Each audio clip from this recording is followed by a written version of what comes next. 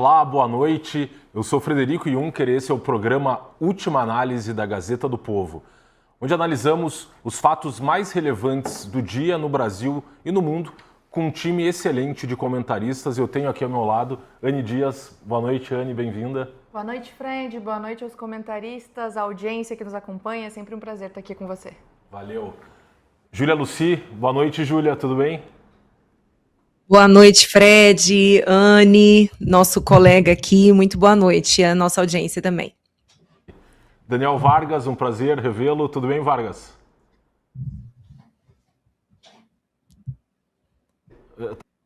Vargas. Agora sim. Olá, Fred. Oi, Anne. Oi, Júlia. É um prazer participar. Perfeito. Obrigado. E como sempre, antes de dar início às discussões, eu quero aproveitar para te fazer um convite. Assine a Gazeta do Povo. E vou te dar vários motivos. A Gazeta é o único jornal do Brasil com convicções claras e elas estão lá no nosso site para você ler. Além disso, ela tem um timaço de colunistas e mais de 100 anos de tradição. E aqui um último motivo para você virar assinante e se viciar na Gazeta do Povo, a nossa promoção de aniversário. Isso mesmo, a Gazeta está comemorando 107 anos e quem ganha um descontão de 97% é você. Assinando a Gazeta do Povo agora, você paga apenas R$1 por mês nos 6 primeiros meses. E para assinar é muito fácil. Basta clicar nos links que você encontra no chat ou na descrição do vídeo, usar o QR Code na tela ou ainda acessar diretamente o site www.gazetadopovo.com.br/oferta. Então não perca mais tempo, assine a Gazeta do Povo e ajude a manter no ar produções como o programa Última Análise. E hoje temos novidades sobre o caso do Banco Master. Era em sua mansão que o banqueiro Daniel Vorcaro, dono do banco e protagonista do maior escândalo do sistema financeiro nacional, recebia autoridades de Brasília. E não estamos falando de nenhum peixe pequeno, não. Estamos falando de Alexandre de Moraes, isso mesmo. O ministro foi visto 2 vezes na casa de Vorcaro no primeiro semestre de 2025. Pelo menos foi isso o que disse a repórter Andresa Matais, do portal Metrópolis. Em nota, o STF contestou as afirmações com o seguinte teor. Vamos ver um print aqui da nota. A matéria do portal Metrópolis sobre uma suposta reunião do ministro Alexandre de Moraes, acompanhado por um assessor com o então presidente do BRB, Paulo Henrique Costa, em um fim de semana do primeiro semestre de 2025, na casa do banqueiro, é falsa e mentirosa. Essa reunião não ocorreu e, lamentavelmente, segue um padrão criminoso de ataques desqualificados contra os integrantes do Supremo Tribunal Federal. Anne Dias, é uma nota forte vinda, né, da assessoria do Supremo Tribunal Federal e a gente tem visto vários ataques por parte do ministro à liberdade de expressão e em poucas das suas decisões ele acabou por atingir os veículos de imprensa mais tradicionais. Será que vamos começar a ver, pelo teor até da nota, a liberdade, né, de imprensa e o trabalho do jornalista ser impedido? Porque ele ali transmitiu um recado, né? Perfeito, Fred. Eu ainda não tinha visto essa nota, tinha visto a coluna, toda a informação dessas 2 visitas. Acho que é importante também a gente falar sobre elas. Uma visita foi para acompanhar a eleição dos Estados Unidos. Então, até a jornalista traz detalhes ali sobre um suposto bunker que existe dentro de uma mansão milionária de 36 milhões de reais de Daniel Vorcaro. Nesse bunker ali que os funcionários não têm acesso, é só os convidados especiais, que tem um espaço específico para charutos, vários vinhos caros. Estavam Alexandre de Moraes e Daniel Vorcaro acompanhando as eleições dos Estados Unidos. Curioso que depois, né, o Trump foi quem aplicou a sanção contra o Moraes. Enfim, e aí teve a outra situação com o presidente do BRB, que parece que o Vorcaro falou, venha que o homem está aqui, se referindo ali à autoridade máxima do Supremo, a pessoa que teve mais força e influência dentro do Supremo Tribunal Federal na história do Brasil. E aí essa sequência de casos, né? Até de acordo com a coluna, os funcionários não necessariamente os funcionários, mas a alegação de que todos sabiam já do contrato com a esposa de Moraes, só não sabiam o valor milionário desse contrato, né? Então, começando para a gente olhar essas cenas. Aí a gente vê essa nota. A minha primeira impressão é com certeza discordar não, achar que é uma nota completamente mentirosa, porque a gente aqui acompanha na Gazeta do Povo todo o histórico e a trajetória de Moraes, como ele faz, né, para manipular, para omitir, para aparecer na imprensa quando é necessário, mas fugir da imprensa quando não é, para perseguir, censurar. Então, assim, entre acreditar num jornal que está fazendo um trabalho sério de investigação, foi até o Tayaya, inclusive, se hospedou, está trazendo informações, e acreditar na assessoria de alguém que já se demonstrou ser um grande mentiroso, eu fico com a versão do jornal. E aí, Fred, para encerrar o meu comentário, também ouvi os outros comentaristas respondendo a sua pergunta, eu acredito que sim. Eu fiz um levantamento recentemente sobre a imprensa, né, e a perseguição do Moraes desde 2019 até 2025, tendo em vista ali inquérito das fake news, eleições, que ele era presidente do TSE, inclusive, uma série de abusos de censura contra a Gazeta do Povo, Oeste, Jovem Pan, e só veículos alinhados à linha de direita. Não foi só a direita censurada, a gente teve a censura, por exemplo, do PCO, o Moraes pediu para derrubar o Twitter do PCO, quando o PCO criticou também o Alexandre de Moraes, ou seja, era qualquer um que vinha criticá-lo. O problema é que até então era só a direita que vinha criticá-lo. Agora que a gente tem os jornais que não têm a linha editorial de direita criticando, eu imagino que a próxima canetada de Alexandre de Moraes pode sim ser para perseguir Metrópolis ou Globo, e aí eu espero que a extrema imprensa, que não criticava os abusos de Moraes até 2 meses atrás, entenda o absurdo que é ter essa pessoa no poder e comece a apontar todas as ilegalidades, não apenas essa que está estourando no Banco Master. Então, Fred, tanta coisa acontecendo essa semana que a gente pode ficar horas aqui, mas para fazer um primeiro apanhado dessa nova situação, acho que é isso que eu teria para falar. Perfeito, Anny. Júlia, o tom da nota do ministro Alexandre de Moraes surpreende? Vem retaliação por aí? O que você achou? Pois é, né, gente? O que foi divulgado pelo Metrópolis é que há, inclusive, imagens, né? Então, sinceramente, ele negar algo que está comprovado em imagem, ele é uma pessoa vingativa, nós sabemos disso, né? E aí precisa contextualizar. O Metrópolis, ele hoje é o veículo mais acessado, né, da imprensa digital no Brasil. E o dono do Metrópolis é um ex-senador aqui do Distrito Federal, o Luiz Estevão, que é uma pessoa que, inclusive, já chegou a ser presa. Hoje ele está numa condição de prisão não domiciliar, mas ele ainda não tem a sua plena liberdade restabelecida. Então, ele é também uma personagem política, né? Aqui em Brasília, é importante saber disso que eu estou falando, né?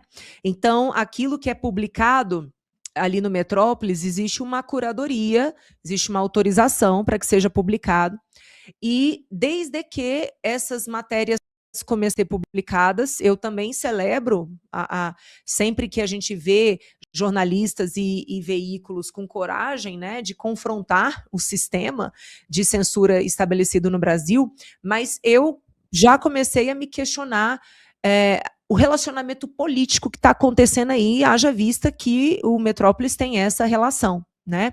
É óbvio que eu seria confrontada, né? Se alguém do Metrópolis viesse falar alguma coisa aqui, falaria que não é assim, que o Metrópolis é um veículo isento, independente, mas existe toda essa questão política por trás também. Então, sinceramente, eu não consigo opinar em torno disso, porque eu acho muito estranho, tá? Se realmente houver uma imagem que comprove a ida do ministro Alexandre de Moraes à casa do Vorcaro, que é uma das mansões mais caras aqui do Distrito Federal, talvez até a mais,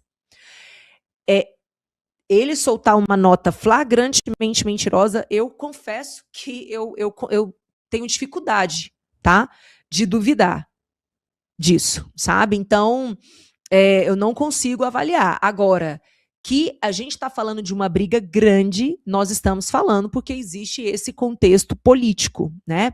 E aí, quando a gente pega essa suposta reunião que aconteceu do ministro Alexandre de Moraes com o presidente Paulo Henrique Costa, então presidente do BRB, no momento em que o Banco Master ele já enfrentava dificuldades, o sistema financeiro já sabia disso há anos, inclusive, que o Master tinha problemas de liquidez.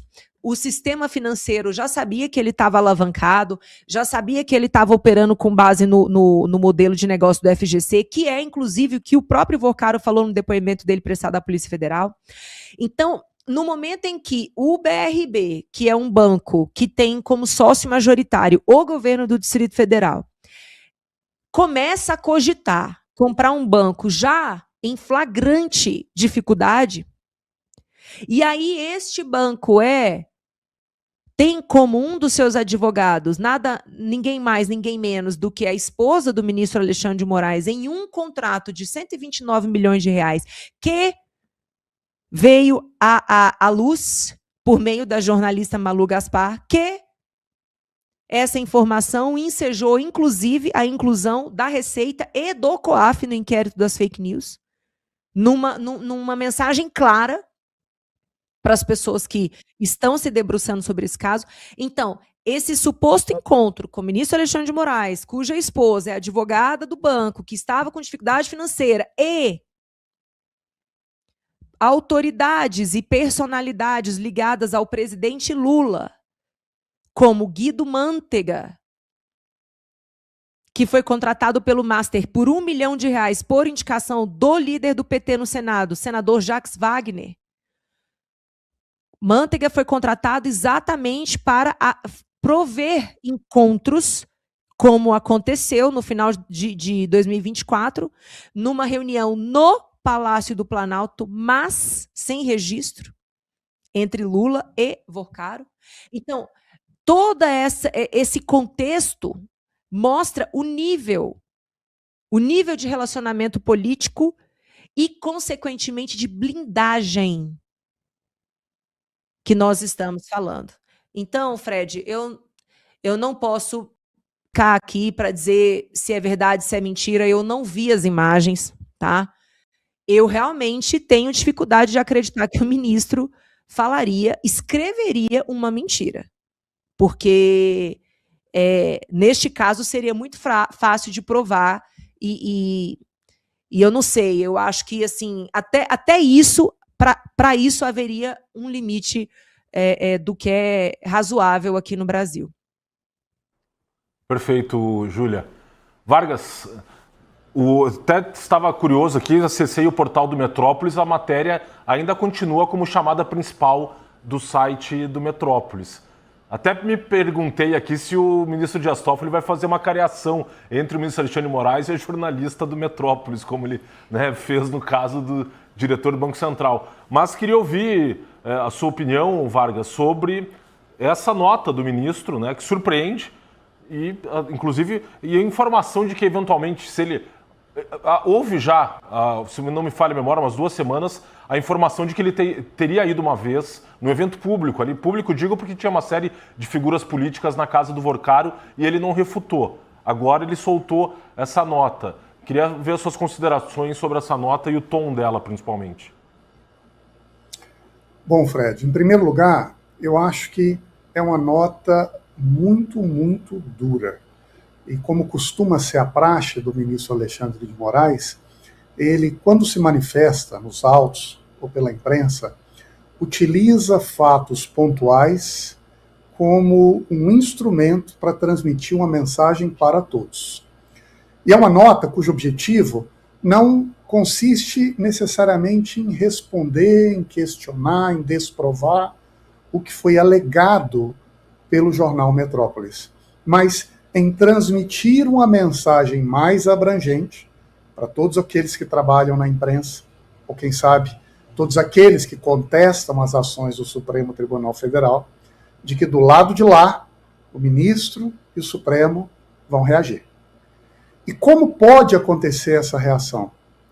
A expressão que o ministro utiliza na nota é que o que aconteceu nesta matéria do jornal Metrópolis segue um padrão criminoso. Mas padrão de qual crime exatamente? um crime de realização de uma investigação pela imprensa e a comunicação de notícias ao Brasil, o que o ministro parece sinalizar é de que teria acontecido nesse caso uma comunicação falsa. E aqui vamos ver em que medida houve ou não houve essa participação do ministro neste evento. Mas o que pode acontecer, esse é o ponto que eu destacaria, é que agora o ministro Alexandre de Moraes, que tem nas suas mãos o antigo novo inquérito das fake news, possa incluir uma investigação contra o jornal Metrópolis pela divulgação de uma matéria que ameaça a credibilidade da instituição Supremo Tribunal Federal com divulgação de notícias falsas online e que consistiriam numa ameaça à democracia. Então, me parece que o que o ministro fez com essa nota foi antecipar qual pode ser o seu próximo gesto. E a tendência, nesse caso, seria para apurar o comportamento e a ação do jornal, para mobilizar autoridades policiais para inquirirem e investigarem o que está acontecendo, em outras palavras, para pressionar a imprensa a não transmitir informações e não realizar críticas que sejam percebidas como indesejáveis pelo Supremo, o ministro daria um passo de converter esse fato em agora um processo geral. E se isso acontecer, eu creio que aqui duas consequências podem ser esperadas também, Fred. A primeira delas é um aprofundamento das discussões sobre os fatos. Esses fatos foram inventados ou eles aconteceram? E aí, novas atuações, novos relatos, novas entrevistas podem vir à tona sobre esse assunto. Mas um segundo elemento que me parece o mais central é que nós estaríamos escalando o grau de tensão provocado pela ação do ministro Alexandre de Moraes sobre as instituições do país. Porque agora não se trata apenas de uma ameaça à postura de um jornalista, mas de um meio de comunicação. E um meio de comunicação que tem se destacado no Brasil ao longo dos últimos meses por uma série de relatos, de matérias jornalísticas que colocam ao conhecimento público informações verdadeiras e relevantes. Alexandre de Moraes começará a comprar briga com meios de comunicação de porte relativo ou grande no Brasil? E aqui a grande questão é em que momento as grandes instituições nacionais da imprensa vão observar essa fumaça e gritar: é fogo, pare, não é por aqui que a gente deve caminhar. Ou senão, continuaremos a ver uma espécie de crítica suave, debate, mas só para em seguida, que é o que tem caracterizado em grande medida a postura do Brasil com as atuações do ministro Alexandre de Moraes nos últimos anos. Perfeito, Vargas. Anny, o senador Alessandro Vieira, que inclusive tinha uma conexão com o STF, ele foi o relator, por exemplo, do PL das fake news 2630, a pedido de ministros do Supremo Tribunal Federal.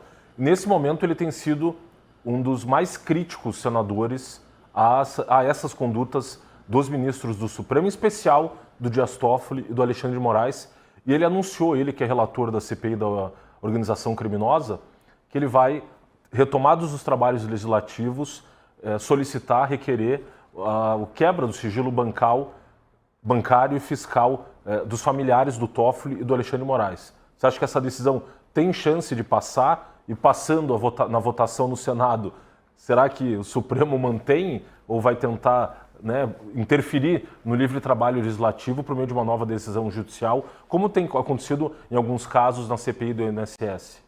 Perfeito, Fred. Eu acho que, diferente de outros casos, esse parece estar envolvendo uma teia de autoridades muito maiores, expondo coisas muito mais graves, entre aspas, mas é que quando fala em dinheiro a gente consegue trazer um número para a gravidade da situação. Então, eu vejo que eles vão ter o maior cuidado do mundo para que esse sigilo não seja aberto de forma alguma. Não é à toa que o caso foi imediatamente para o STF, sem a gente nem saber de qual deputado federal tanto se fala.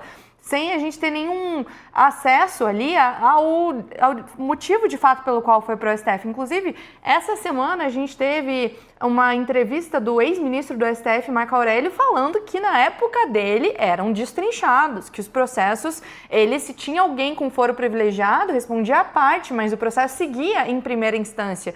Isso, obviamente, é para valorizar para que a gente tem um foro privilegiado, que é para julgar pessoas que têm essa autoridade máxima para que elas não pressionem a primeira instância. Então, voltando, tendo em vista que tudo isso já está acontecendo, que está mais do que comprovado o vínculo do Dias Toffoli lá com o Tayaya, com os fundos de investimento, os fundos que foram usados para lavar dinheiro na fraude do Vorcaro relacionados ao Tayaya, ele não dá explicação nenhuma, simplesmente desaparece e volta para a sala dele para continuar trabalhando no caso do Daniel Vorcaro. Com a ida dele de jatinho junto com o advogado do Vorcaro. Agora com essas imagens do Alexandre de Moraes, sem contar o próprio contrato da esposa de Moraes milionária, é nítido que não vai ter forma alguma de um senador isolado ou alguns senadores conseguirem isso. A gente já pressionou, a gente já tem dezenas e dezenas de pedidos de impeachment contra ministros do STF, majoritariamente Alexandre de Moraes, mas são vários pedidos e não foi para frente. A gente não teve o corpo suficiente para ir com esse pedido para frente. Tá tudo bem que agora é um fato novo. Então agora eu espero que o passo do Alessandro Vieira, junto com os outros senadores, seja pressionar para que o pedido avance. Talvez com essa decisão seja mais difícil uma canetada, porque é diretamente contra o ministro do STF. Agora, tentar pedir quebra de sigilo bancário, não vai ter como. Eles já amarraram toda a rede para que isso não avance. Perfeito, Anne. Júlia, você que reside no Distrito Federal, a gente viu que um dos poucos personagens que o Daniel Vorcaro mencionou na sua delação, ou personagens políticos, foi o governador do Distrito Federal, Ibanez. A gente tem vários órgãos envolvidos nessa trama complexa, nesse escândalo: TCU, STF, CVM, Banco Central, Justiça Federal de Primeiro Grau. Há alguma possibilidade de uma CPI ser instaurada na própria Câmara Legislativa do DF para apurar esse escândalo, ou o governador tem ali o respaldo da Câmara para barrar? Ai, Fred, porque infelizmente quando o pedido de compra do Banco Master foi encaminhado à Câmara Ativa, ele foi aprovado. Desculpe, a sua internet está dando uma picotada. Não sei se você puder sair e entrar para ver se melhora a conexão. Isso. Tá. Vargas, então vamos com você. Hoje, Vargas, no Sem Rodeios, a gente discutiu um caso no Chile de 3 juízes da Suprema Corte chilena que foram empichados, 2 em outubro de 2024, um em dezembro agora de 2025, e um deles, uma delas, na verdade, uma das juízas, ela inclusive foi presa no último domingo, numa situação muito semelhante ao que tem acontecido aqui no Brasil com o ministro Dias Toffoli, interesses empresariais, uma relação espúria entre agentes estatais e grandes empresários. E a gente vê ali que no Chile, em relação a esses impeachments, a Associação Nacional dos Magistrados Chilenos ficou do lado da sociedade e se colocando, reconhecendo o escândalo que era ter 3 ministros da Suprema Corte do país enredados numa trama criminosa, e se colocaram, essa Associação dos Magistrados favorável, se colocou ao impeachment desses 3 juízes chilenos. O que falta? Você mencionou a questão da imprensa.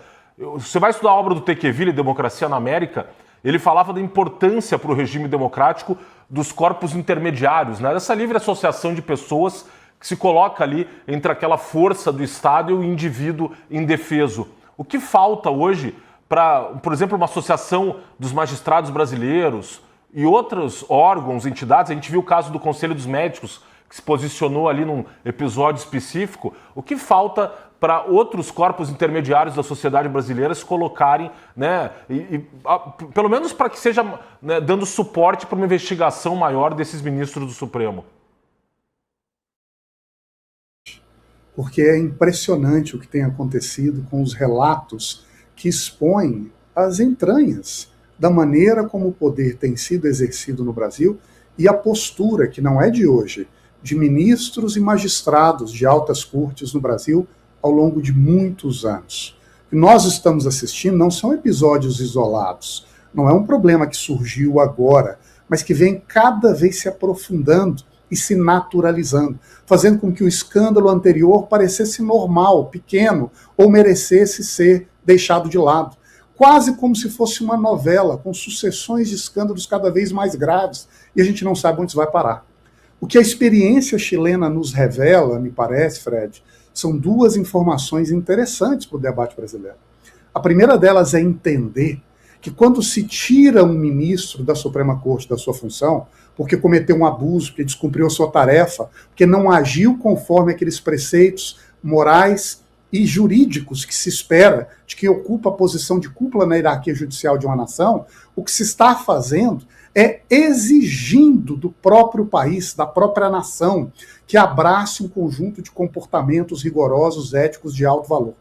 O que se está exigindo é que quem tem o papel de exercer uma interpretação final da Constituição tem também o dever de cumprir com mais rigor, com mais cautela do que qualquer outro cidadão, o seu compromisso com a postura, com a integridade, com a imparcialidade que o posto exige. E quando se retira uma dessas autoridades do poder, a democracia acabou. O Chile deixou de ter uma eleição, a esquerda não foi eleita no último governo, agora não vem a direita, numa Constituição que é antiga. Tirar um ministro do Supremo não significa uma ameaça à democracia, como às vezes, sob as próprias lideranças do Supremo, se quer fazer entender na realidade brasileira. O Supremo há muito deixou de ser uma espécie de símbolo representativo da estabilidade institucional. Há muito deixou de ser um parâmetro ético que deve orientar o funcionamento das instituições, que dirá das instituições jurídicas no Brasil. E, portanto, quando se coloca no centro da discussão a postura e o comportamento de uma dessas autoridades, o que nós estamos fazendo é pressionando o próprio país, as instituições que cuidam do exercício do poder e o judiciário em particular, para que assuma cada vez mais rigor e cautela no exercício das suas funções. Portanto, investigar e, se necessário, impedir um ministro que hoje ocupa um cargo é um ato de qualificação institucional, para que a gente proteja e resguarde a instituição contra os desmandos dos seus membros, em vez de deixar que o custo da falha, do desvio, do desmando de um ou de vários ministros seja colocado na conta da instituição Supremo Tribunal Federal. O Chile, quando faz o impeachment de 3 ministros, preserva a instituição e separa os erros particulares. O Brasil, quando passa pano, quando retira do debate, quando protege e blinda autoridades judiciais, acaba assumindo para a própria instituição os erros que os seus membros acabam provocando. E agora, Fred, só um comentário complementar. À medida em que o processo eleitoral se aproxima, as tensões sobre a postura dos ministros tendem a se acentuar. Porque nós percebemos, na realidade brasileira, que a agenda comportamento do Supremo Tribunal Federal não é apenas uma discussão técnica de acadêmicos que estudam como a democracia funciona ou que se interessam para a maneira como os juízes interpretam leis. É hoje um dos elementos centrais da preocupação popular brasileira. E certamente será um tema na agenda que o Brasil vai discutir ao longo do processo eleitoral de 2026.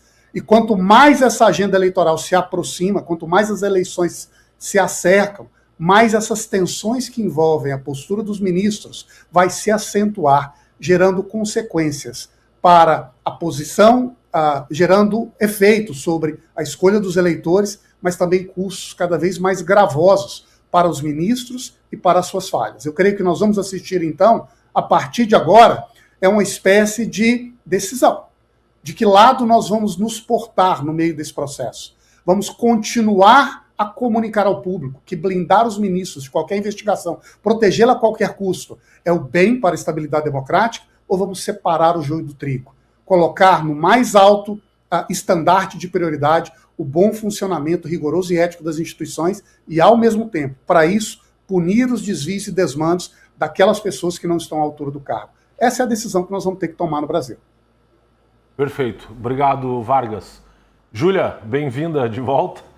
Para a gente retomar, Desculpa. imagina, o seu comentário, eu tinha perguntado, né, sobre a questão do Ibanez. O Daniel Vorcaro, na sua delação, foi a única pessoa que ele apontou que ele teria se reunido com o governador do Distrito Federal. E aí, né, eu te perguntei sobre a questão se haveria a possibilidade de uma CPI no âmbito do Distrito Federal, na Câmara Legislativa, para apurar esse escândalo que envolve ali, né, nessa trama, um dos personagens centrais, por assim dizer, é o próprio BRB, né? Extremamente improvável, porque os deputados distritais aprovaram em primeiro e segundo turno, na mesma sessão, né, no mesmo dia, eles abriram 2 sessões diferentes para fazer os 2 turnos diferentes, e com uma lâmina.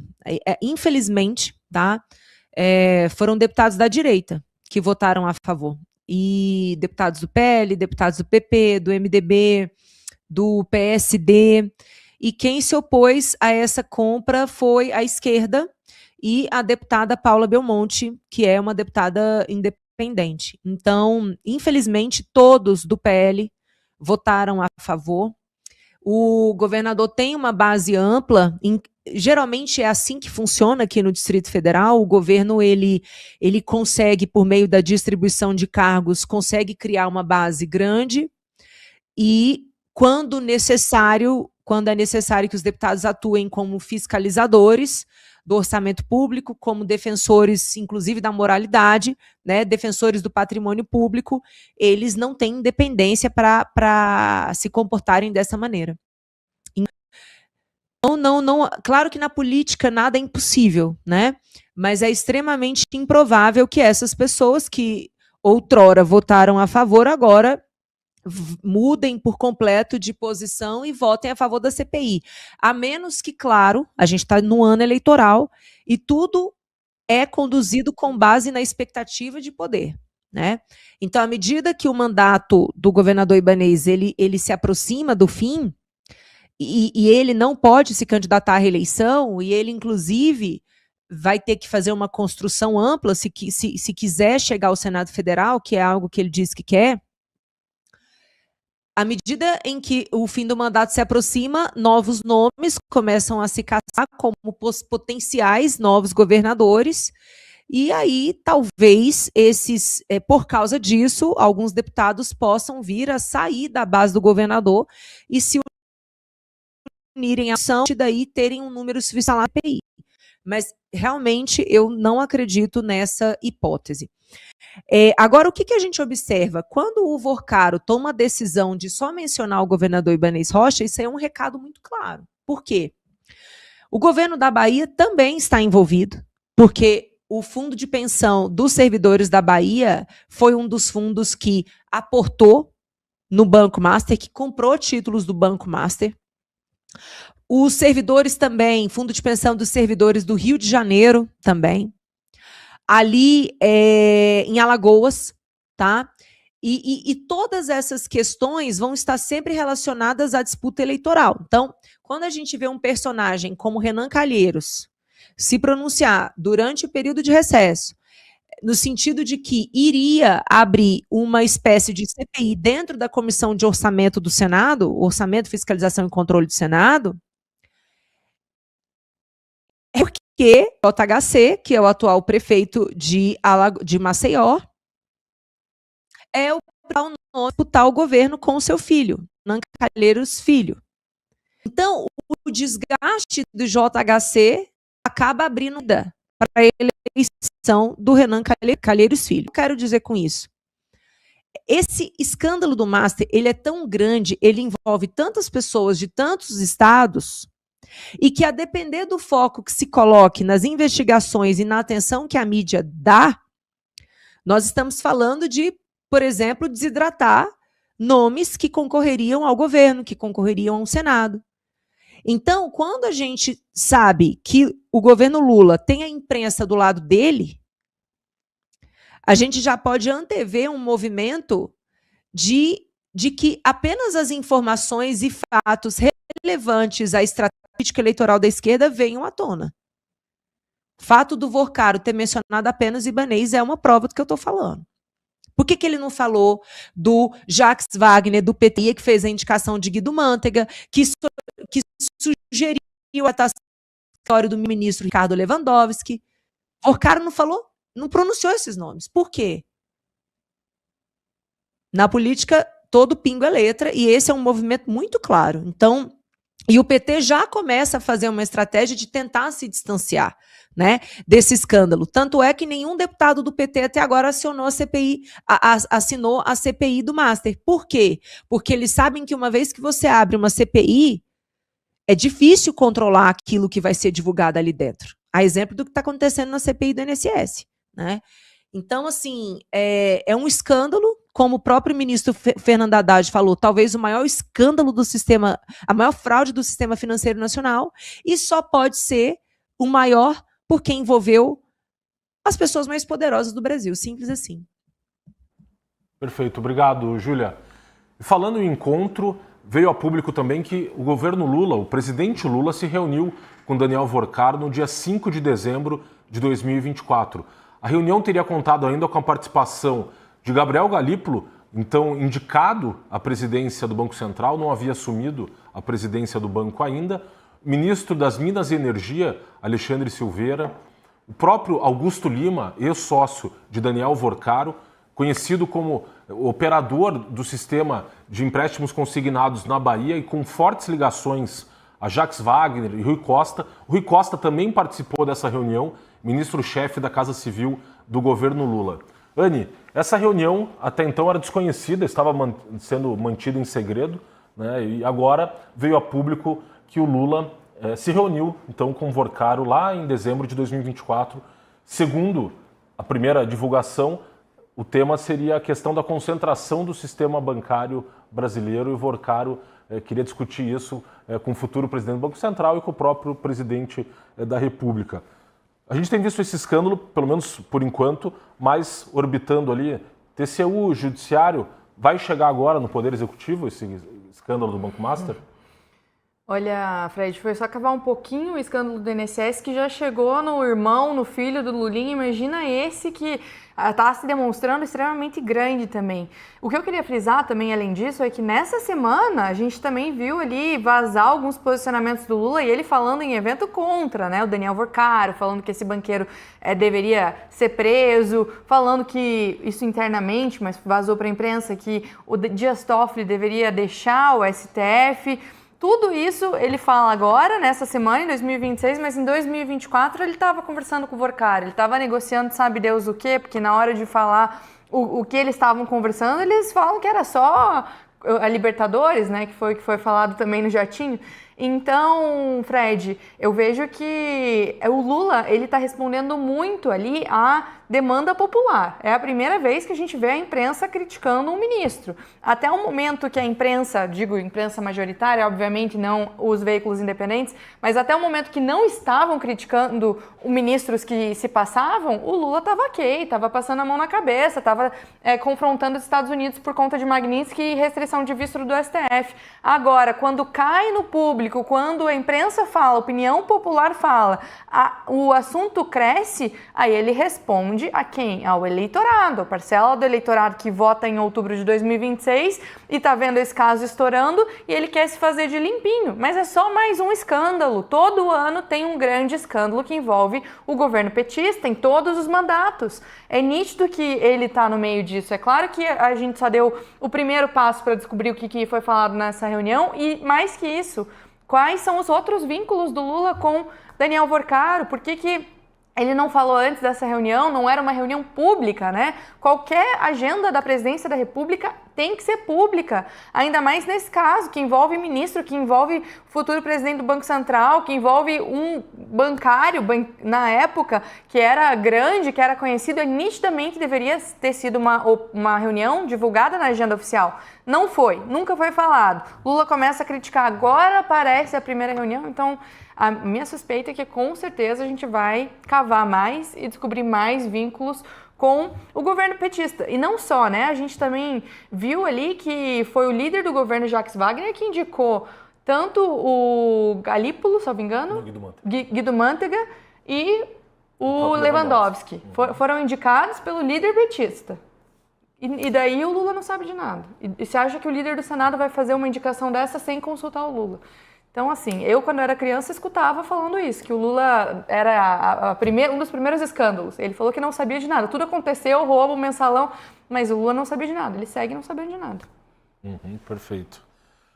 Vargas, falando, né, em Lewandowski, ele saiu de supetão do governo, anunciou no dia 8 de janeiro, saiu no dia 9 de janeiro, e agora, 2 semanas depois, essa informação de que ele havia sido contratado pelo Banco Master. Isso já era conhecido, que ele foi, né, um conselheiro estratégico do banco. Mas não que ele continuou recebendo R$250 mil por mês, quando já à frente do Ministério da Justiça.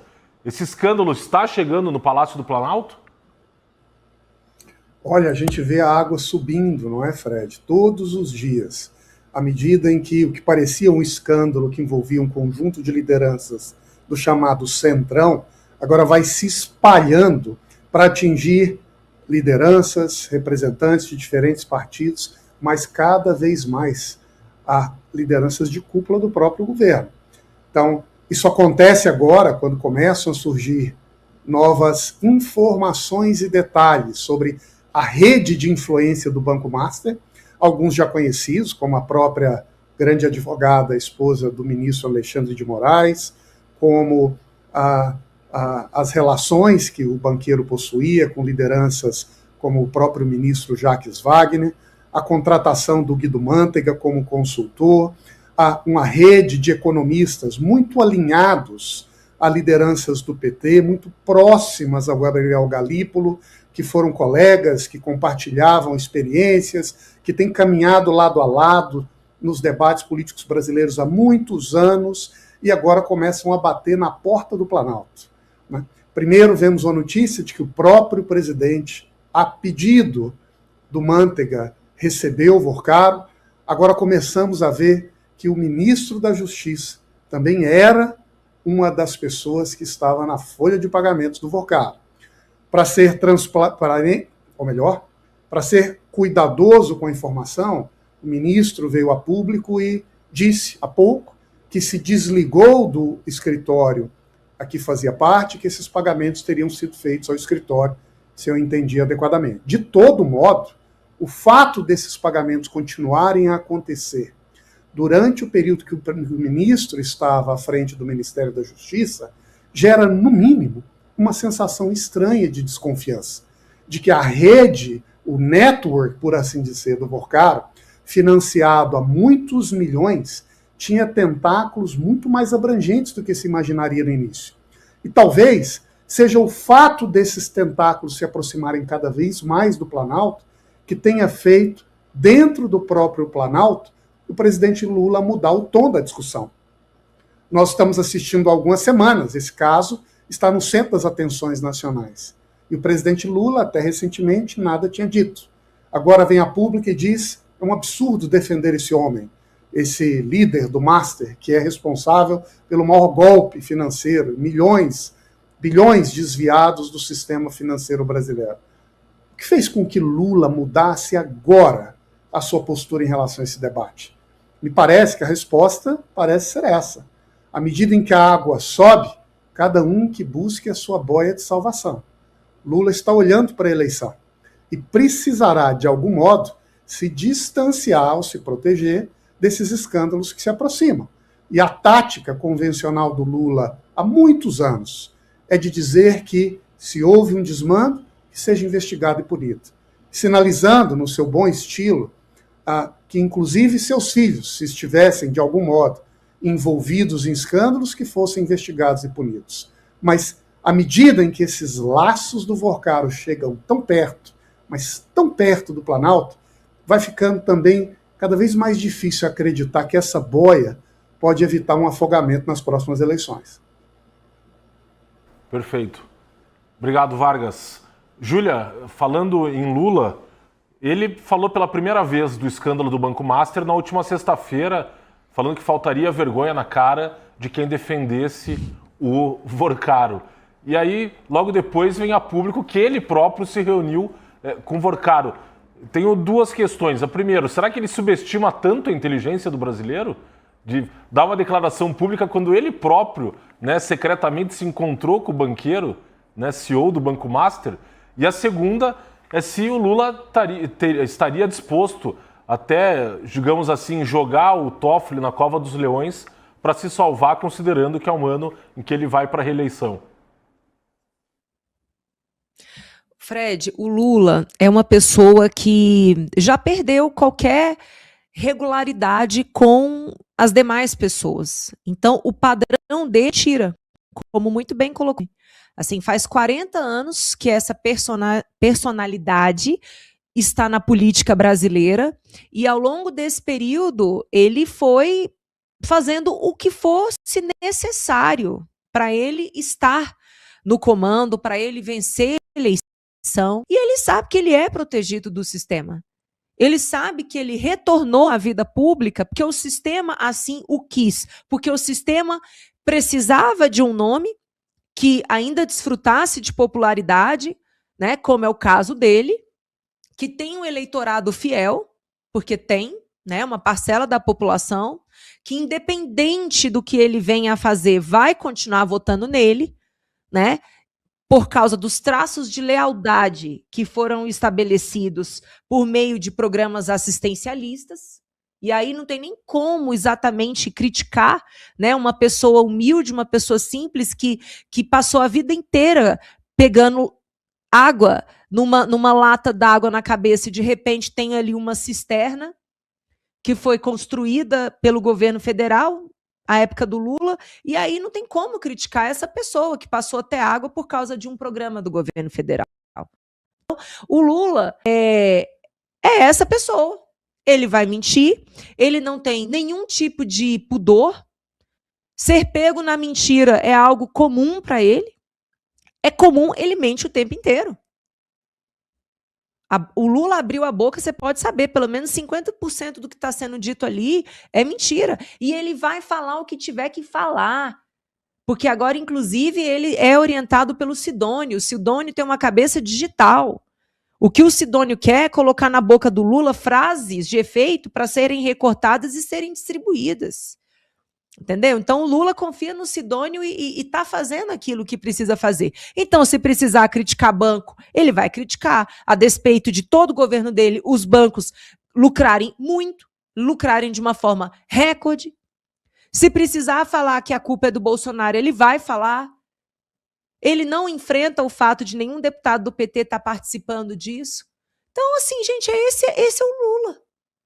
Sabe? Esse é o Lula. Agora, de fato, a sua pergunta sobre o Toffoli é algo intrigante, porque o que se comenta aqui em Brasília já tem algum tempo é que o Toffoli já não é uma pessoa muito querida, nem uma pessoa muito da confiança de Lula. Quando o ministro ele toma posse, ele entra no cargo e ninguém tira ele dali. Então, algumas pessoas acabam se distanciando ali daquele dever de gratidão, né? Então, o que já se fala há muito tempo é que o Lula está descontente com o Toffoli.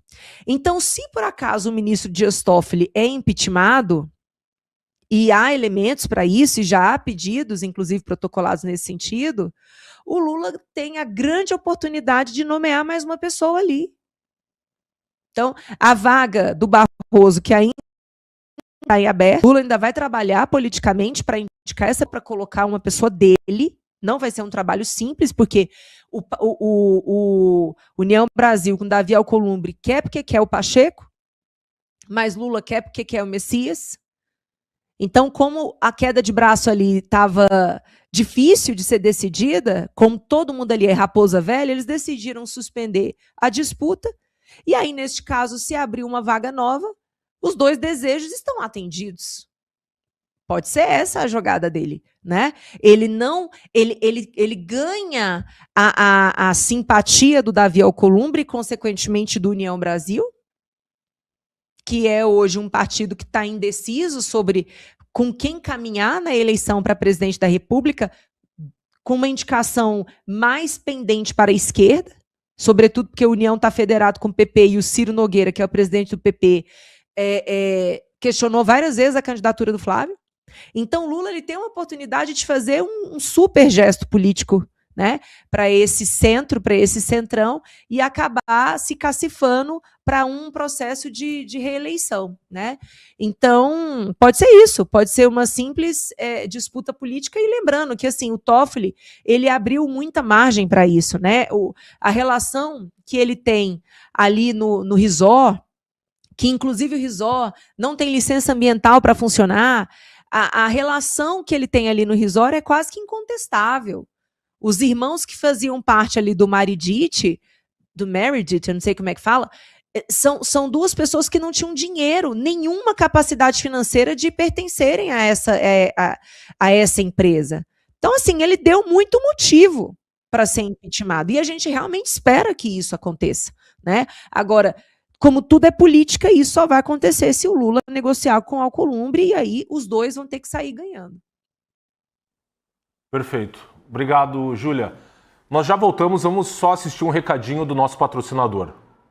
Hoje eu estou com o Dr. Laidir de la Torre, que é especialista em ortodontia e ortopedia funcional dos maxilares. Doutor, hoje todo mundo quer mesmo um sorriso bonito, né? Tem faceta, lente, implante, alinhador. Essa busca pela estética só cresce. Mas ninguém lembra que a boca também precisa de cuidado no dia a dia. Mau hálito, ardência, sensibilidade e aquela secura incômoda. Exatamente. Esses desconfortos aparecem porque o pH muda. A gengiva fica sensível, o estresse afeta a mucosa, é a vida real. Mas não precisa virar um problema.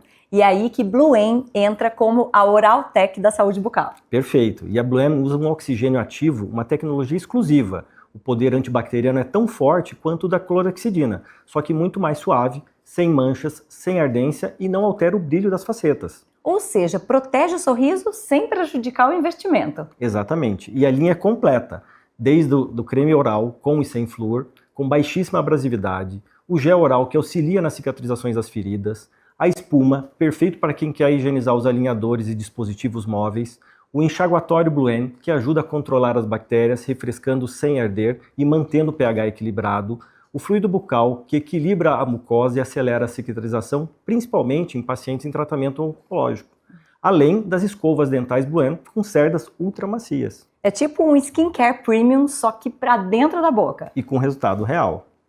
A saúde começa pela boca. Bluem, a marca de higiene oral mais premiada da Europa. Disponível nas principais farmácias e mercados. Saiba mais em bluem.com.br. Nós abrimos o programa falando da questão do encontro e da visita que o ministro Alexandre de Moraes fez ao Daniel Vorcaro em duas ocasiões na sua casa.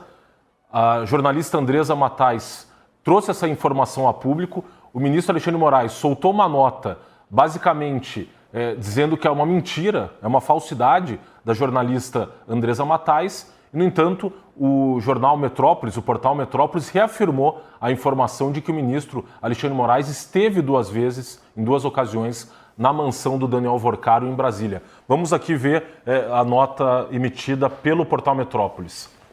Em nota divulgada nesta terça-feira, o ministro Alexandre de Moraes, do Supremo Tribunal Federal, negou ter se reunido com o ex-presidente do BRB, Paulo Henrique Costa, na mansão do empresário mineiro Daniel Vorcaro, em Brasília. O encontro foi revelado pela coluna de Andresa Matais no Metrópolis nesta terça. O Metrópolis mantém a apuração sobre o encontro e reitera as informações publicadas na reportagem original. O Metrópolis tem relatos que confirmam as duas idas do ministro do STF à casa de Vorcaro no Lago Sul, em Brasília. A ida mais recente de Moraes ao local, foi um fim de semana do primeiro semestre de 2025. Além do ministro e de Paulo Henrique, estavam no recinto mais duas pessoas, o próprio Daniel Vorcaro e um assessor de Moraes. Vamos para a terceira.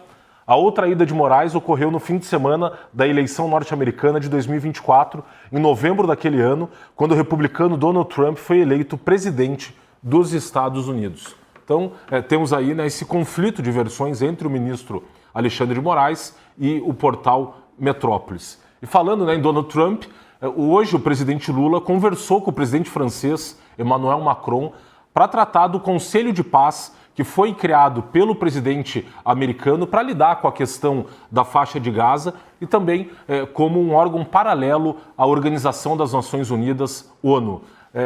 Você vê, Anne, que o Lula está preocupado em dar uma resposta para o Trump que não venha desagradar o Trump em relação à entrada ou não do Brasil nesse Conselho da Paz.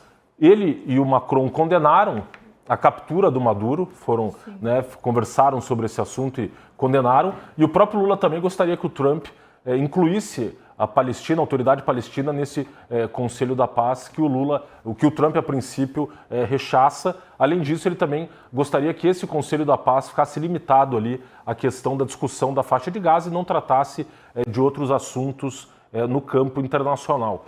Na semana passada, o primeiro-ministro do Canadá, Mark Carney, fez um discurso histórico falando dessa nova ordem mundial em que esses organismos internacionais têm perdido relevância em face, inclusive, da própria atitude do presidente americano, que resolveu sair de grande parte dessas organizações. Há um mês, mais ou menos, ele emitiu uma ordem executiva saindo de 66 organismos internacionais. Como é que você vê essa postura do Macron e do Lula face essa iniciativa do Trump e essa nova postura americana na ordem diante do cenário internacional? Perfeito. Eu acho que primeiro a gente pode analisar a primeira situação, que foi o Lula se juntando com o Macron para criticar a captura do Maduro, falar aí sobre intervenção de um país em um país que supostamente teve a sua soberania e sua democracia violado.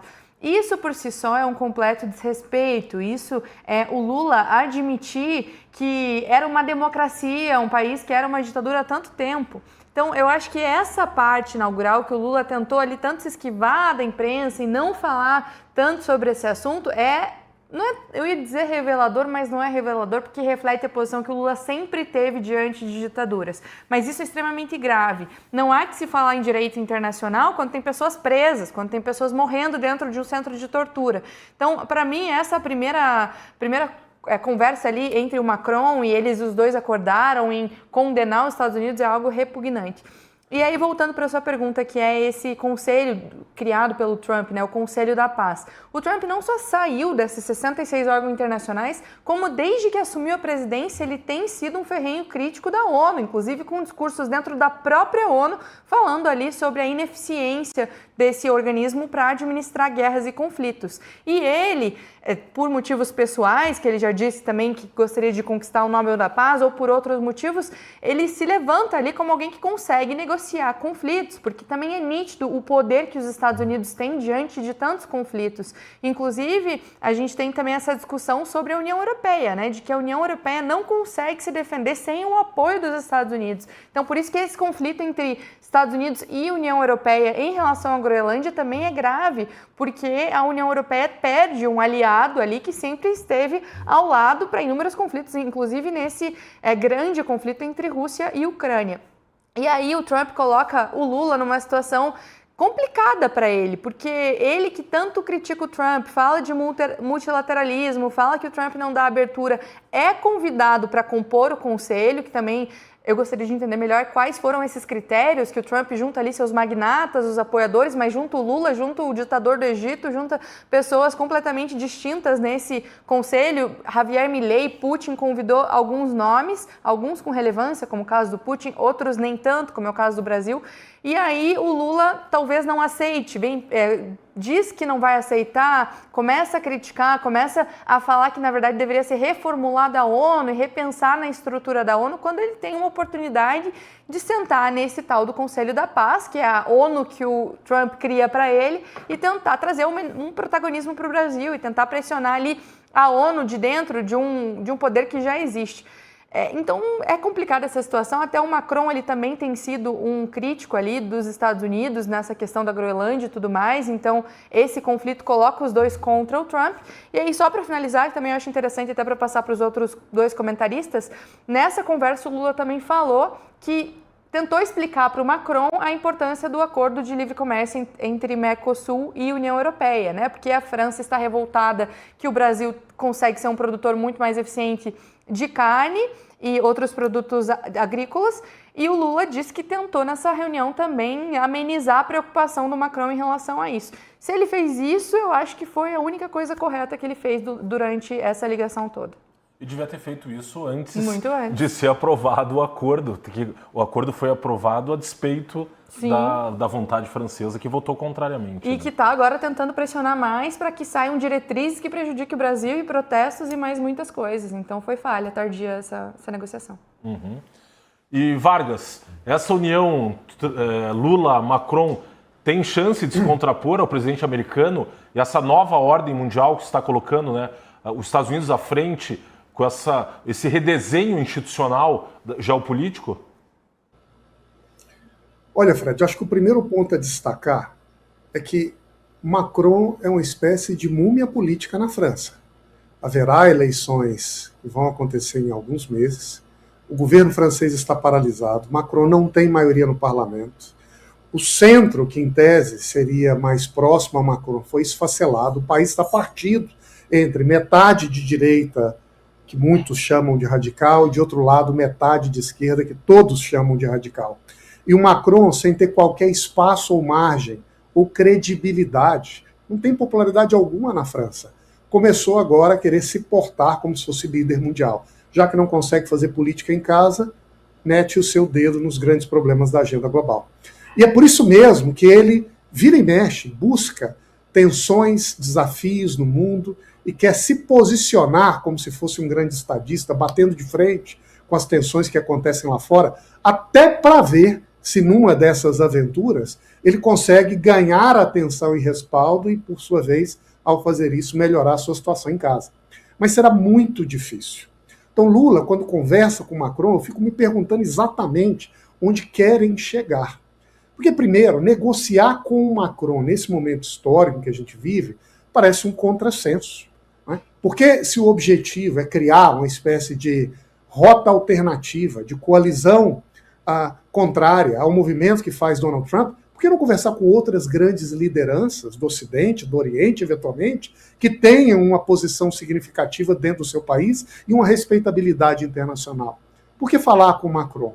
Por outro lado, quando olhamos os interesses reais de França e de Brasil, os dois países não podem ou nunca estiveram tão distantes uns dos outros como agora, em que o Brasil tem defendido sistematicamente a aprovação do acordo com a Europa, para abrir um pouco a economia brasileira, atrair investimentos internacionais, poder vender bens do Brasil para lá também, e ao fazer isso, quem sabe, ganhar um respingo de crescimento aqui dentro.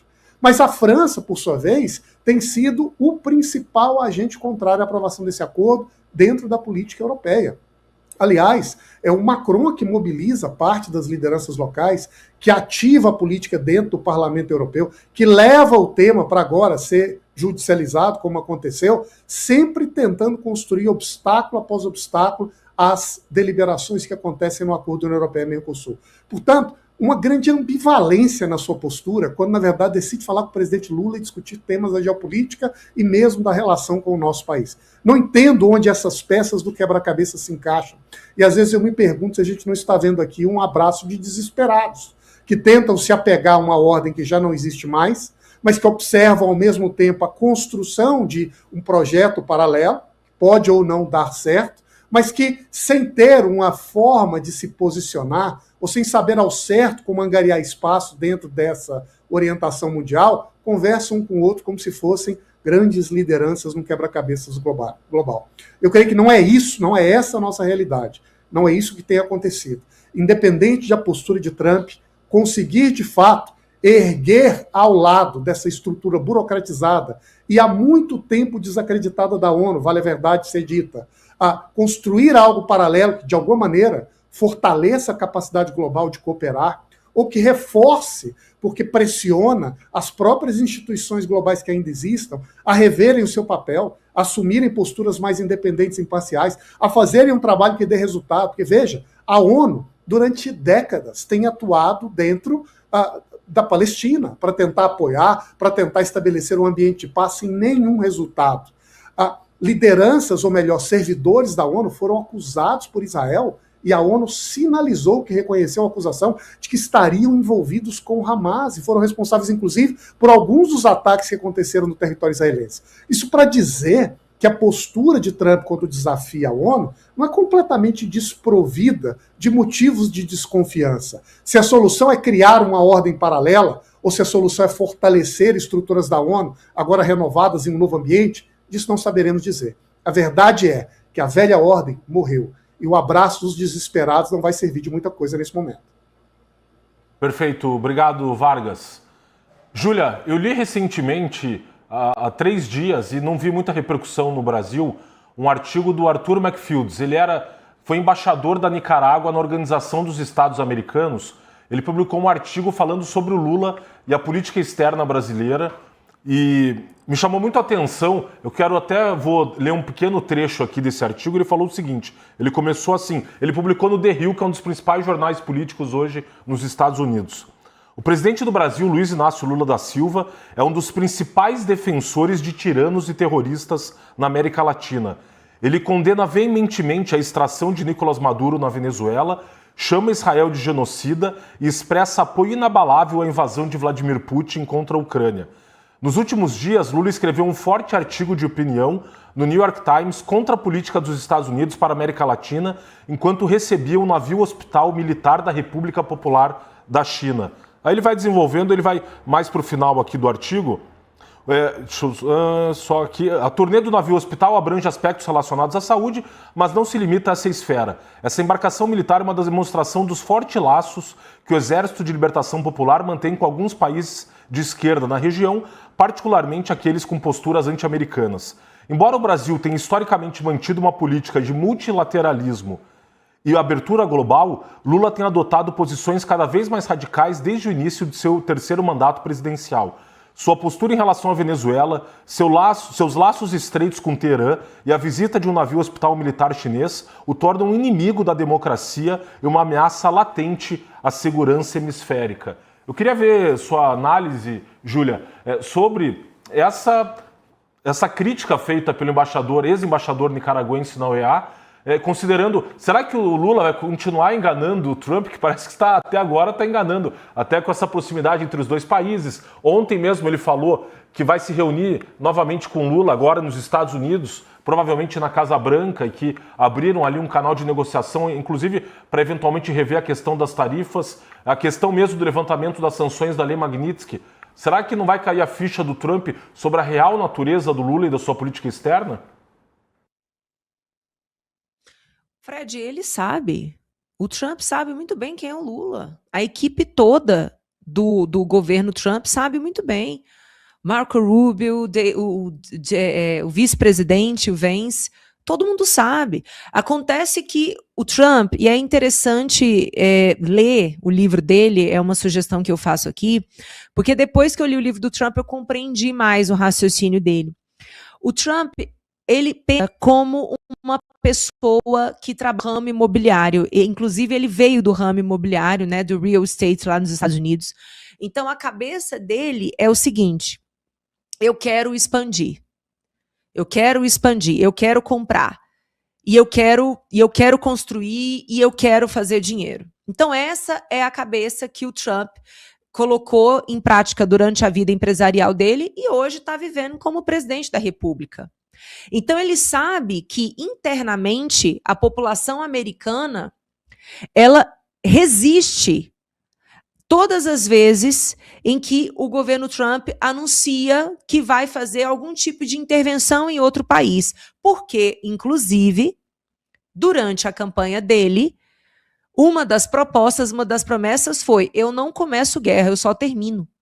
Eu não vou gastar o dinheiro do contribuinte americano, tá, para colocar os Estados Unidos em outros países e bancar as soluções de outros países.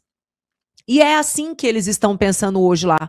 O contribuinte americano, diferente aqui do brasileiro, que não sabe nem quanto que está pagando exatamente de imposto, lá eles são muito sérios em relação a isso. Então, eles não aceitam desperdício de dinheiro público. Então, o Trump, ele sabe que em alguns momentos vai ser necessário uma atuação militar, como foi o caso que aconteceu na Venezuela, numa operação muito bem calculada, consequentemente muito bem sucedida, mas ele continua prestando suporte, sim, ali à Ucrânia, mas também num relacionamento dúbio, tá? Porque ele nutre diálogos com Vladimir Putin, inclusive a proposta que Trump disse que a Ucrânia estaria, que os Estados Unidos proporia como um documento para que a Ucrânia se assinar. Muitas pessoas dão conta de que foi um documento elaborado pelo próprio governo russo. Então, o posicionamento dos Estados Unidos em relação à guerra da Ucrânia é meio que bate a sopra, tá? Bate a sopra porque o Trump, ele tem uma admiração por Putin e ele já falou isso diversas vezes. Aliás, o Trump, ele não gosta de perdedor.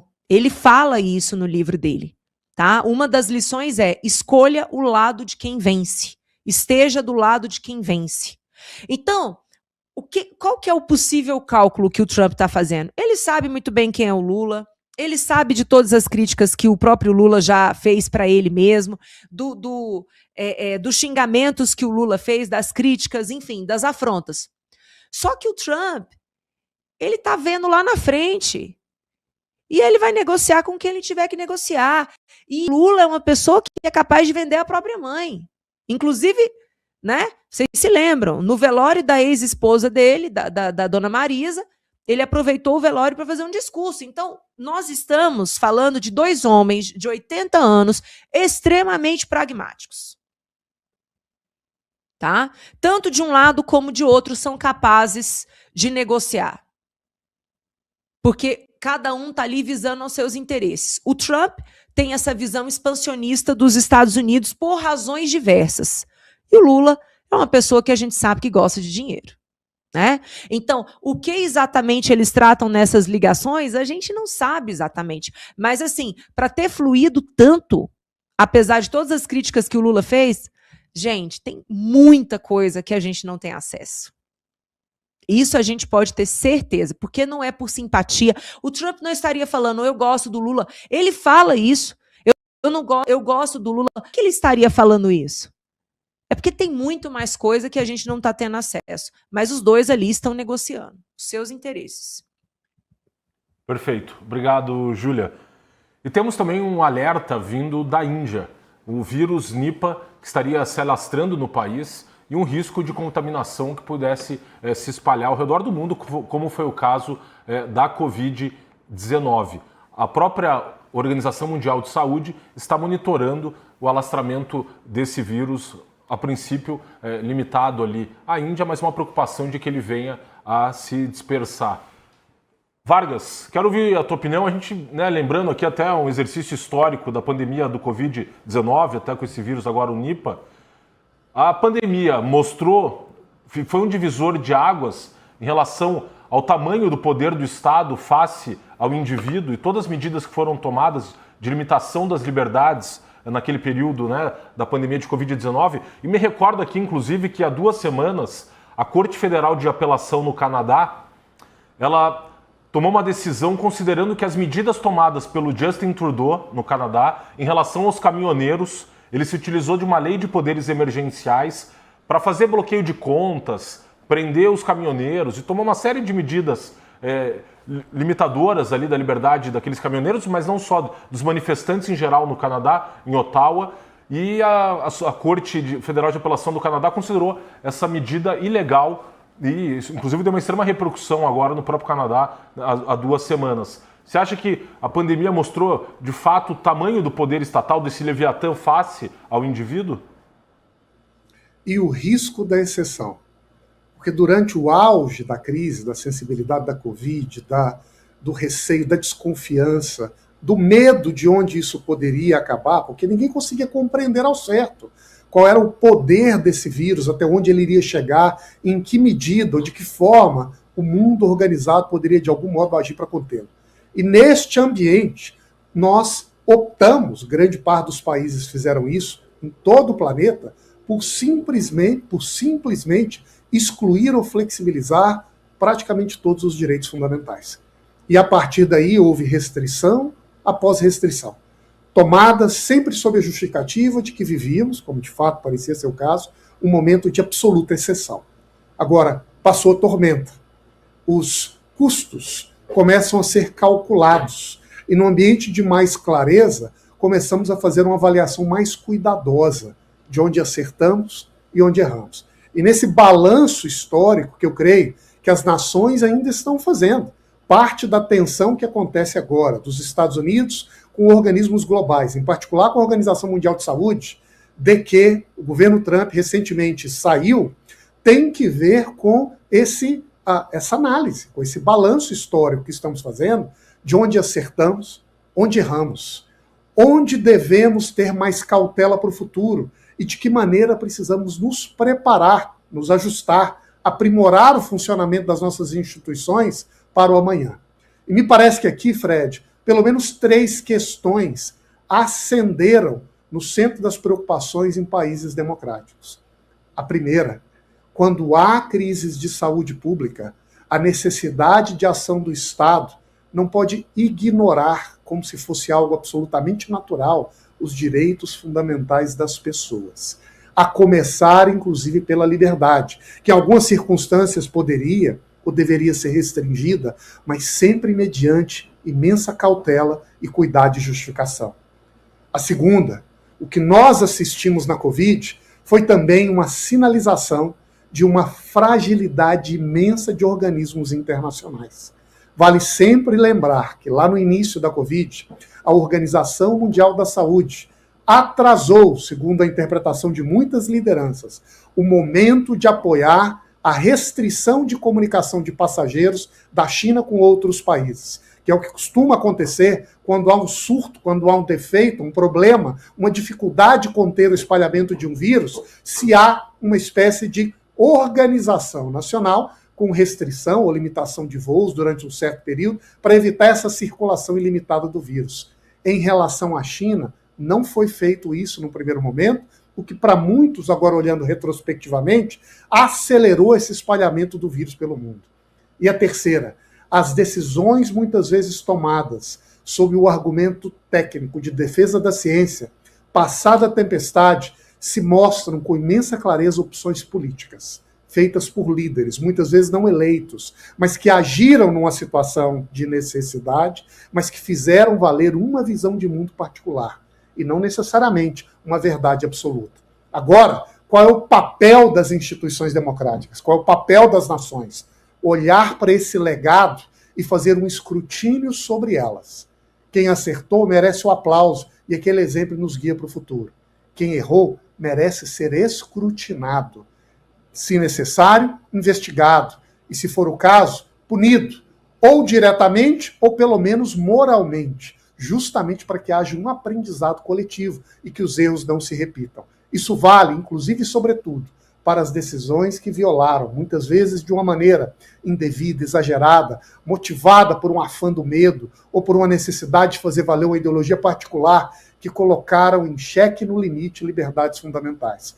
Eu acho que em momentos de crise, em crises que envolvem saúde pública, de dimensão planetária, como é o caso da Covid, e que pode vir a ser o caso de novos vírus no futuro, exigem, sim, órgãos internacionais preparados, capacidade técnica instalada e ação do Estado, se necessário for, para remediar, conter, administrar esse processo. Porém, nada disso deve justificar como uma premissa absoluta que a liberdade de um indivíduo, de última análise, decidir como viver e de que maneira viver deve, por princípio, ser eliminada a qualquer custo, sem qualquer justificativa, como se fosse algo natural. A vida segue e esses valores devem sempre pautar a condução das decisões do Estado para que haja uma harmonia e um progresso da sociedade ao longo do tempo. Perfeito. Obrigado, Vargas. Júlia, a OMS, né, considerando... Eu gostou do teu comentário, Vargas. Júlia, eu acho emocionante. Não, foi obrigado, muito bom Júlia. mesmo. E, Júlia, queria ouvir também a sua consideração sobre a OMS, né? A gente está falando no momento em que o Trump tem questionado uma série de organizações. A própria OMS foi muito criticada durante, né, a questão da pandemia do Covid-19. O próprio diretor-geral da OMS, Tedros, um militante comunista histórico da Etiópia, inclusive com acusações de ter violado direitos humanos na Etiópia. A OMS ainda tem alguma credibilidade? Para os esquerdistas, sim, né? Mas quando é conveniente, porque, por exemplo, aqui na questão da vacinação infantil, sobre a vacina do Covid, a OMS, por exemplo, não recomenda a vacinação do Covid para crianças, mas aqui no Brasil, né, ainda tem muita gente insistindo nisso. Né? Então, aí o argumento da OMS, mas a OMS não pede não sugere que as crianças sejam vacinadas contra o Covid. Não, mas nesse caso o Brasil é soberano, o Brasil é autônomo. Então, assim, por que eu bato palmas aqui para a fala do Daniel? Porque é difícil a gente ver pessoas coerentes. E eu acho que a fala dele foi absolutamente coerente. Porque a coerência, ela existe e ela resiste nos momentos de caos. Porque durante o período da pandemia, aqui no Brasil, infelizmente, o que nós vimos foi um festival de incoerência. Nós vimos diversas pessoas que se auto-intitulam liberais, né? E a Anne sabe, inclusive, de algumas dessas pessoas, porque nós somos desse meio, pessoas que se dizem defensoras da liberdade, que estavam apoiando as medidas restritivas e, inclusive, imposição de passaporte vacinal. E eu não vou nem entrar no mérito aqui de que não era uma vacina, era um medicamento que não impedia o inoculado, né, de pegar a doença e não impedia também de transmitir. Então, definitivamente não estava dentro do conceito de vacina. Mas, né, mesmo assim, tá, mesmo diante de um experimento, muitas pessoas falaram que tinha que dar, porque tinha que dar. E ai de quem levantasse o debate. As pessoas que levantaram o debate, elas eram chamadas de negacionistas, como se a ciência não dependesse desse método de tese, antítese, para ser ciência. A ciência, ela foi vista na pandemia como uma espécie de Deus. Olha, isso aqui a ciência diz, então não questione. Meu Deus!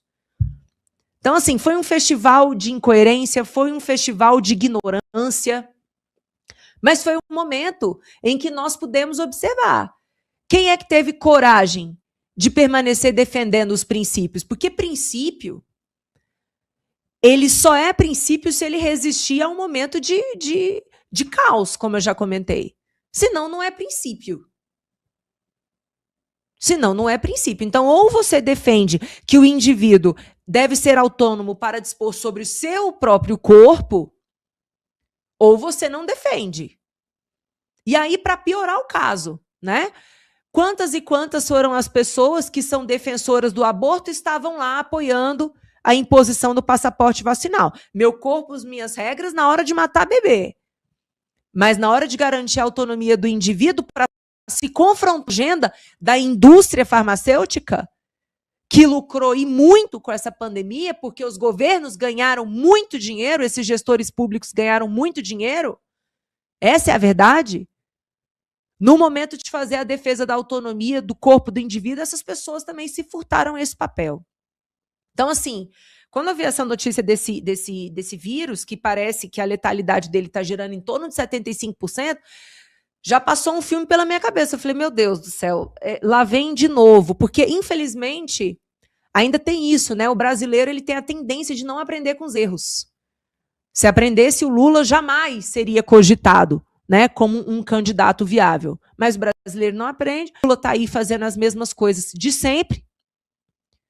Então, eu temo muito que se o Brasil vier a ser vítima de mais um momento pandêmico, os mesmos erros sejam repetidos. Entendeu? Então, assim, as vozes silenciadas foram perseguidas. E eu digo isso, sabe, Daniel, Anne e Fred, porque eu fui uma pessoa perseguida no período. Então, sim, isso me emociona, porque eu acho que foi o momento de separar o joio do trigo. Falar bonito e defender princípio no momento de calma é fácil. Eu quero ver ter coerência no momento do caos. Perfeito, Júlia. Obrigado pelo comentário. Anne, também quero ouvir, né, a sua consideração sobre essa questão sensível da liberdade humana face a esse avanço estatal independente da justificativa, seja, né, pandemia ou... Sempre eles exaltam e invocam algum motivo supostamente nobre, né? Sim, claro. Eu sou amiga da Júlia há um bom tempo e eu lembro da posição que a Júlia manteve durante a pandemia. Até estava comentando aqui com o Fred no off, Júlia, que você foi insistente em defender a liberdade em todas as esferas na pandemia. Então, te admiro também por isso. E aí, Fred, enquanto eu ouvi os nossos comentaristas, eu só pensava, imagina o caos que seria uma pandemia com o Lula na presidência da República. Se a gente já teve aquele caos em que o Bolsonaro não centralizou as decisões de lockdown, ficou para cada município. E foi terrível. Tinha município aqui em Curitiba, na época, que tinha um decreto que autorizava a ida para conveniência do posto, mas não autorizava para uma padaria. Autorizava para a padaria, mas não autorizava para a hamburgueria. Não definia ali espaços de 40 metros, enfim, o que é uma aglomeração de pé, sentado. Então foi um caos tremendo e a gente colheu os frutos econômicos. Só quem viveu e perdeu seu emprego sabe quão difícil foi para as pessoas se reinventarem, fechar comércio, abrir comércio, inventar moda durante a pandemia. Isso porque os municípios tiveram ali a autonomia para tomar esse tipo de decisão e prejudicou aí milhares e milhares de brasileiros por decisões completamente autoritárias e sem sentido. Se fossem decisões completamente, não, a gente sabe que isso aqui, se acontecer, vai dar certo, mas não eram contradições dentro dos próprios decretos, eram maluquices, eram prefeitos que não sabiam o que estavam fazendo, tomando decisão absurda. A gente viu aqui em Curitiba, repito o exemplo daqui, que foi onde eu acompanhei, a secretária de saúde não conseguindo dar uma entrevista decente para a TV porque não sabia o que estava fazendo, estava todo mundo no caos e a resposta foi restrição de liberdades. E aí eu fico pensando, o que seria do Brasil com um governo petista, né? O governo que já quer censurar e restringir as nossas liberdades em momento de calma, como disse a Júlia, que não tem ali o menor comprometimento com nenhum tipo de liberdade. O que fariam se tivesse essa desculpa nas mãos? Se eles pudessem restringir a sua liberdade com uma desculpa que seria uma pandemia. Então me assusta muito a ideia de ter uma pandemia e me assusta mais a ideia de ter uma pandemia no mesmo momento que a gente é governado pelo PT. Isso seria um completo desastre. Perfeito, Anne. Aproveitando para agradecer a sua participação, um prazer tê-la aqui comigo. É sempre um prazer, Fred. Parabéns pela condução do programa aí, está sendo brilhante. Obrigado. Anne não, Júlia, desculpe. Júlia, obrigado pela sua participação, excelente como sempre. Eu que agradeço, obrigada, Anne, pelas palavras. É um orgulho, né, a gente poder identificar pessoas que têm coragem de defender princípios, né, como o princípio da liberdade. Agradeço o Daniel aí também pela brilhante fala que ele fez sobre a questão da defesa das liberdades individuais. E programas como esse são importantes porque a gente tem a oportunidade de destrinchar esses conceitos, né? Muitas vezes as pessoas simplesmente saem repetindo, elas não compreendem e a gente está aqui para poder falar com base em momentos reais, a teoria por trás de tudo isso. Então eu me sinto muito feliz de poder falar sobre esse assunto e agradeço mais uma vez do povo por momentos como esse, porque acho que é de tijolinho em tijolinho que a gente constrói a resistência à imposição da vontade absurda e sempre corrupta do Estado. Perfeito. Obrigado, Júlia. Vargas, também um prazer ouvi-lo e um prazer tê-lo aqui conosco. Obrigado. Prazer é meu. Muito obrigado, Fred. Parabéns também pela condução. Um abraço a Júlia, a Anne. E amanhã estamos de volta. Valeu.